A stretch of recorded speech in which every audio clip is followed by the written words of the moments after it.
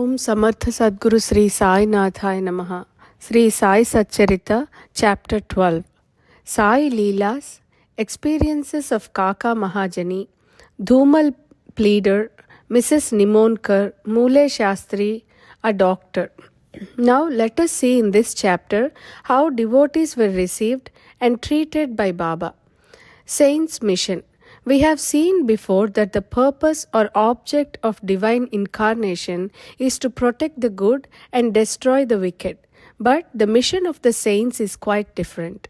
To them, the good and the wicked are the same. First, they draw the evildoers and set them on the right path. They are the Agasti to destroy the Bhavasagar, the ocean of worldly existence, or the sun to destroy the darkness of ignorance. The God dwells in the saints. In fact, they are not different from Him. Our Sai is one of these who incarnated for the welfare of the devotees. Supreme in knowledge and surrendered with divine aura, He loved all beings equally. He was unattached. Foes and friends, kings and paupers, all were same to Him. Hear His Leelas. For the sake of devotees, He gave His stock of merits and was ever alert to help them. But the devotees could never approach Him unless He meant to receive them. If their appointed time did not come, they did not remember Baba and His Leelas could not reach their ears. Then how could they think of seeing Him? Some men desired to see Sai Baba, but they did not get any opportunity of taking his darshan till his Mahasamadhi. There are many such persons whose desire of Baba's darshan was not thus satisfied. If these persons, believing in Him, listen to His Leelas, their quest for darshan will be to a great extent satisfied by the Leelas. Even if some persons went there by sheer luck and took Baba's darshan, were they able to stay there longer? No. Nobody could go there of his own accord, and nobody could stay there longer if Baba did not wish so. They could stay there so long as Baba permitted them to stay and had to leave the place when asked to do so by him. So, everything depended on Baba's divine will. Kaka Mahajani. Once, Kaka Mahajani went to Shirdi from Mumbai. He wanted to stay there for 1 week and enjoy the Gokulashtami festival. As soon as he took Baba's darshan, Baba asked him, "When are you returning home?" He was rather surprised at this question, but he had to give an answer. He said that he would go home when he ordered him to do so. Then Baba said, "Go tomorrow." Baba's word was law and had to be obeyed. Kaka Mahajani therefore left Shirdi immediately. When he went to his office in Mumbai, he found his employer anxiously waiting for him. His Munim, that is the manager, suddenly fell ill, hence Kaka's presence was absolutely necessary. He had sent a letter to Kaka at Shirdi, which was redirected to him at Mumbai. Bhau Sahib Dhumal. Now listen to another story. Once Bhau Sahib Dhumal was going to Nifad for a case. On the way he came to Shirdi, took Baba's darshan and wanted to proceed to Nifad immediately. But Baba did not permit him to do so. He made him stay at Shirdi for a week or more. In the meanwhile, the magistrate at Nifad suffered intensely from pain in his abdomen and the case was adjourned. Mr. Dhumal was then allowed to go and attend to his case. It went on for some months and was tried by 4 magistrates. Ultimately, Mr. Dhumal won the case and his client was acquitted. Mrs. Nimonkar. Mr. Nana Sahib Nimonkar, Watandar of Nimon and honorary magistrate, was staying at Shirdi with his wife. Mr. and Mrs. Nimonkar were spending most of their time in the masjid with Baba and serving him. It so happened that their son fell ill at Belapur and the mother decided with Baba's consent to go to Belapur and see her son and other relatives and stay there for a few days, but Mr. Nana Sahib asked her to return the next day. The lady was in a fix and did not know what to do, but her god Sai came to her help. While leaving Shirdi, she went to Baba, who was standing in front of Sate's Vada with Mr. Nana Sahib and others, and prostrated at his feet and asked his permission to go. Baba said to her, Go quickly, be calm and unperturbed. Stay comfortably at Belapur for 4 days. See all your relatives and then return to Shirdi. How opportune were Baba's words. Mr. Nana Sahib's proposal was overruled by Baba's decree. Mule Shastri of Nasik.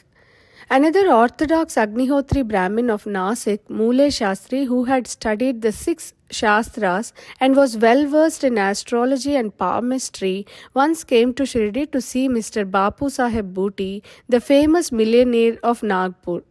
After seeing him, he and others went to see Baba in the masjid. Baba bought various fruits and other things from vendors with his own money and distributed them to the people present in the masjid. Baba used to press the mango on all sides so skillfully that when Baba sucked it, he got all the pulp at once in his mouth and could throw away the seed. Plantains were peeled off by Baba and the pulp was distributed to the devotees, while the skins were retained by Baba for himself. Mule Shastri, as a palmist, wanted to examine Baba's palm and asked him to extend his hand. Baba ignored his request and gave 4 plantains to him. Then they all returned to the Vada and Mule Shastri bathed, wore fresh clothes and started his routine duties with Agnihotra, etc.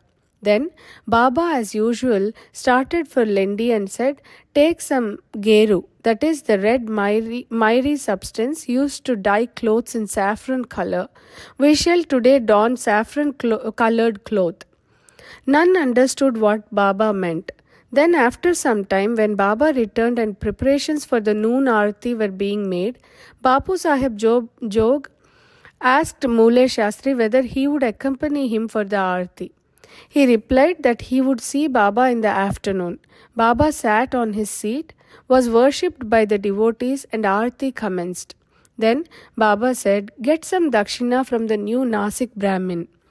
Bhuti himself went to the Vada to get the dakshina, and when he gave Baba's message to Mule Shastri, he was sorely perplexed. He thought in his mind thus, I am a pure Agnihotri Brahmin, why should I pay dakshina? Baba may be a great saint, I am not his dependent. But since a great saint like Sai Baba was asking for dakshina through a millionaire like Bhuti, he could not refuse. So, leaving his routine unfinished, he started with Bhuti for masjid.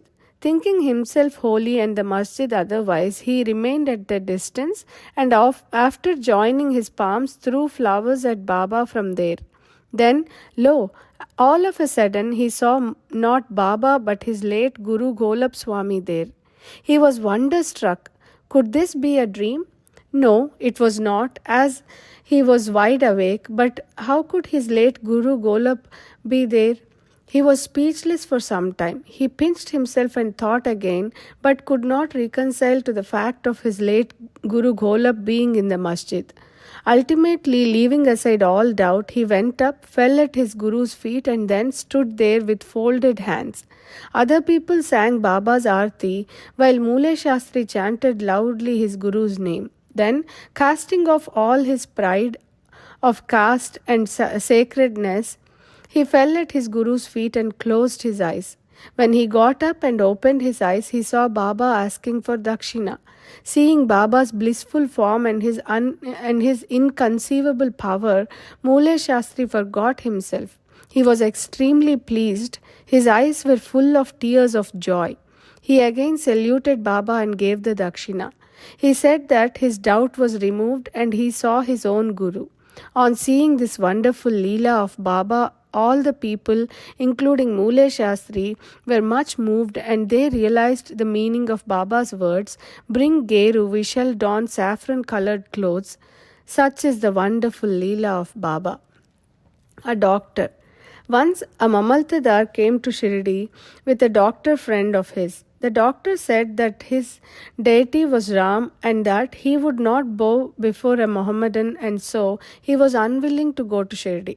The Mamaltadar replied that nobody would press him to bow down, so he should come and give the pleasure of his company. Accordingly, they reached Shirdi and went to the masjid for Baba's darshan.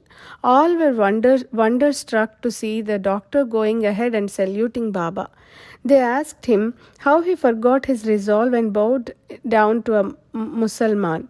Then the doctor replied that he saw his beloved deity Ram on the seat and he therefore prostrated himself before him. Then, as he was saying this, he again saw Sai Baba there. Being dismayed, he again said, Is this a dream? How could he be a Mohammedan? He is a great yoga sampanna, full of yoga avatar. Next day, he made a vow and began to fast. He absented himself from the masjid, resolving not to go there until Baba blessed him. 3 days passed, and on the 4th day, a close friend of his from Khandesh turned up, and with him he went to the masjid for Baba's darshan. After the salutation, Baba asked him whether anybody had gone to call him that he had come. Hearing this vital question, the doctor was moved. The same night, he was blessed by Baba, and he experienced bliss supreme in his sleep. Then he left for his town, where he remained in the same state for a fortnight. Thus, his devotion for Sai Baba increased manifold. The moral of all these stories mentioned above, especially that of Mule Shastri, is that we should have firm faith in our Guru and on none else. More Leelas of Sai Baba will be described in the next chapter. Bow to Shri Sai, peace be to all.